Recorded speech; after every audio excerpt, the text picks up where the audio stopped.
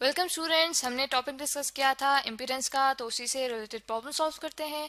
तो हमारे पास प्रॉब्लम ये है कि when 10 volts are applied to an AC circuit the current flowing in it is 100 milli ampere, find its impedance. लेकिन हमारे पास एक सर्किट है जिसमें हमारे पास एसी करंट है, यानी कि ऑल्टरनेटिंग करंट, जो कि हम जानते हैं कि ऐसा करंट होता है जो कि अपनी डायरेक्शन चेंज करता रहता है, यानी कि उसकी पोलैरिटी जो है वो चेंज होती है। तो ये हमारे पास एसी करंट होता है। और जो हमारे पास सर्किट है उसमें हमारे पास एसी करंट है, और ये बताया गया है कि उसके अंदर 10 वोल्ट्स जो हैं वो अप्लाई किए गए हैं, और जो हमारे पास करंट है उसमें फ्लो कर रहा है 100 मिली एम्पेयर का। तो स्टूडेंट्स, ये जो हमें वैल्यूज बताई गई हैं वोल्टेज और करंट की, ये हमें रूट मीन स्क्वायर वैल्यूज बताई गई हैं, यानी कि VRMS और IRMS की वैल्यूज बताई गई हैं। अब हम देखते हैं कि इन वैल्यूज से मुराद क्या है।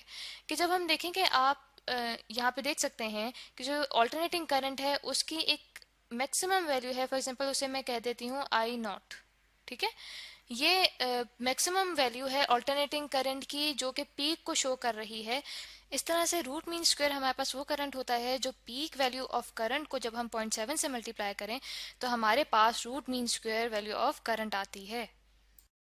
ये ऐसी वैल्यू है ऑल्टरनेटिंग करंट की जो कि पावर प्रोड्यूस करेगी उतनी जितनी कि एक डीसी करंट, यानी कि ऐसा करंट जो अपनी पोलैरिटी चेंज नहीं करता, अपनी डायरेक्शन चेंज नहीं करता, तो उसी के इक्विवेलेंट पावर जो करंट प्रोड्यूस कर पाए उसे हम कहते हैं रूट मीन स्क्वायर करंट।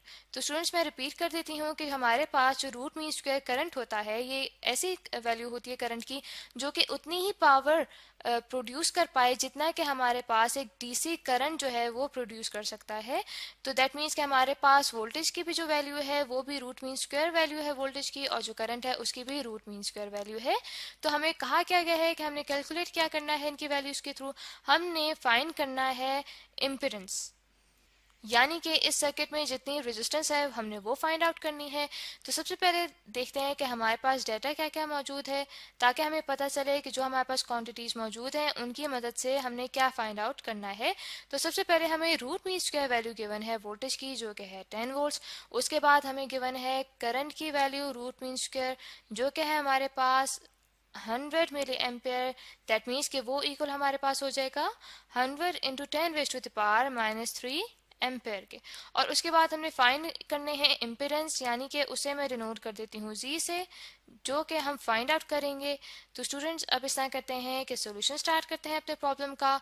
तो हम ये जानते हैं कि ओम्स लॉ के मुताबिक जो हमारे पास रेजिस्टेंस होती है वो इक्वल होती है वोल्टेज डिवाइडेड बाय करंट के, यानी कि हमारे पास जो इम्पीडेंस है वो इक्वल हो जाएगी VRMS डिवाइडेड बाय IRMS के। ठीक है, तो इनके जब वैल्यूज पुट करते हैं तो हमारे पास आता है 10 volts divided by 100 into 10⁻³ ampere. तो इसे जब मैंने कैलकुलेटर से कैलकुलेट किया तो मेरे पास जो वैल्यू आती है इम्पीडेंस की वो आती है मेरे पास 100 ओम्स।